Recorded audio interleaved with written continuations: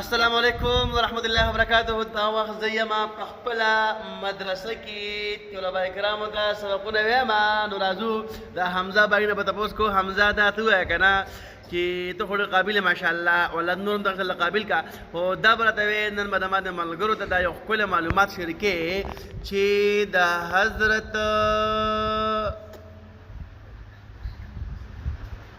آدم علیه السلام نوم په قرآن مجید کې څو پیر راغلی دی؟ 25. شاباس ماشاءالله ودې ویله که لکه د آدم علیه السلام نوم څو پیر راغلی په قرآن مجید کې؟ څو پیر راغلی دی؟ ماشاءالله ماشاءالله. دا کلي ماشومان واړه واړه ماشومان الحمدلله. او ما ورته ته د حضرت آدم علیه السلام په قرآن مجید کې څو پیر نوم راغلی دی هغې ما ورته ته ووي. نو خیر په خپله هم زده کړئ. جزاک الله احسن الجزا.